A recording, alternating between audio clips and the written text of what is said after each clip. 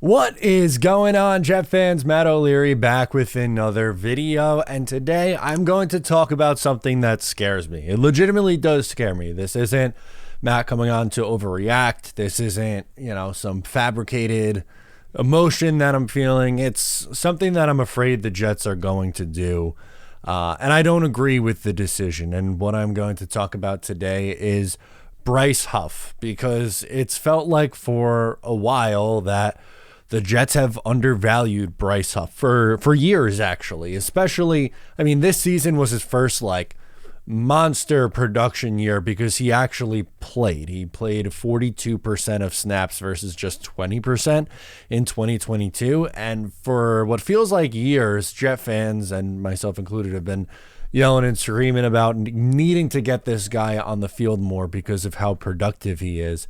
And now it feels like there's a really good chance the Jets just lose him for nothing. And that really scares the life out of me. So Rich Cimini was reporting earlier this week that the Jets are not really expected to franchise tag Bryce Huff. So what that means is essentially he walks for nothing this year. Can you get a comp pick in the future?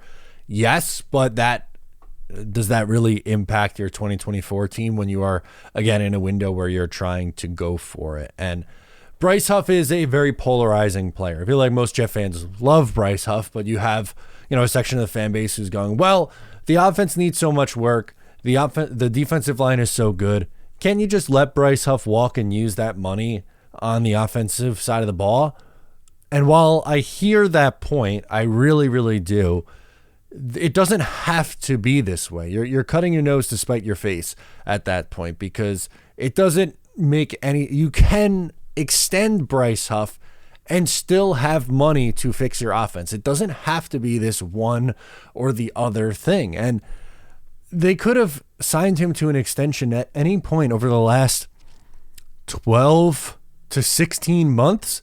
Like, he showed signs of being really, really good in a limited sample last year in 2022, which is, again, why so many were asking the Jets to play him more. And through the first few weeks of the year, this year, it was kind of the same story. And then he begins to play more. And guess what? The production comes. He has his first double-digit sack season. He had probably the best Jets edge rusher season since John Abraham.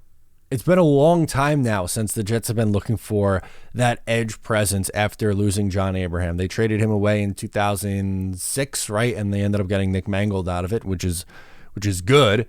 That in itself is a good thing, being able to land Nick Mangold for losing a John Abraham, but they haven't found that Abraham replacement for a consistent amount of time. There were a few years where Calvin Pace went over double-digit sacks, but different kind of player.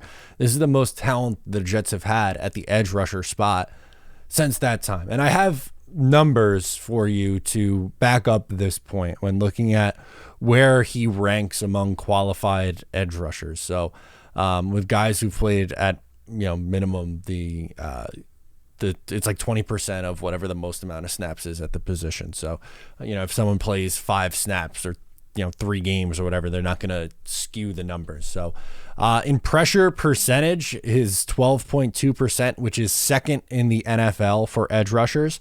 His win percentage of 22.8 is third in the league for edge rushers. And his 67 total pressures, so not a percentage rank, just his total number of pressures is 67. That ranks 16th in the NFL. And you're probably going, 16th. Well, is that elite? Well, when you consider that he played 347 snaps, 347 snaps in pass rushing sets would rank 62nd in the NFL. So he has the 16th most pressures in the league, despite only getting the 62nd most snaps in pass rushing situations for edge rushers. So what does that say? He is underutilized, and letting him walk. Well, first, actually take it a step back. The Jets being so late to the party on Bryce Huff just shows terrible talent evaluation on your own roster, right? Like, thinking he is only, shoehorning him into this one thing of just being your third down specialist was always a mistake. And then to let him then walk for really no good reason at all would just be an embarrassing level of roster construction, talent evaluation, self-scouting, the whole thing.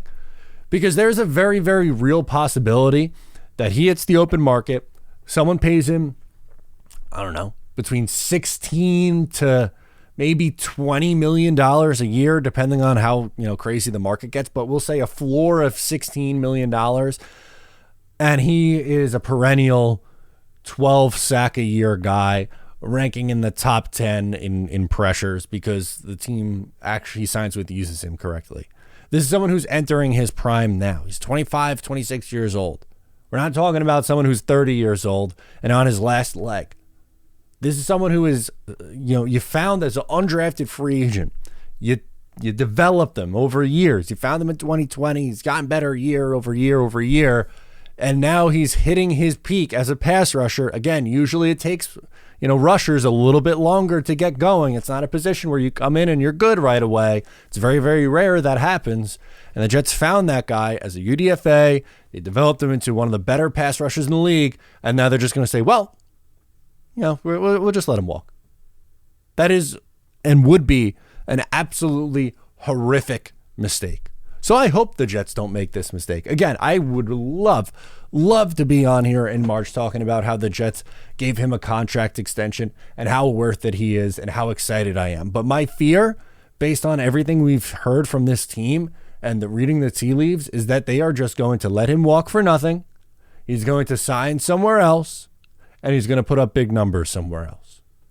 Again, this is not hyperbole. It's not me trying to, drum up an overreaction and, a scare tactic. This is something real that I'm feeling. I think it would be a massive, massive mistake for this team. I hope Joe Douglas and the New York Jets see what they have and extend one of their better players on that defense. Let me know your thoughts down in the comments. I'm Matt O'Leary. I'll catch you next time.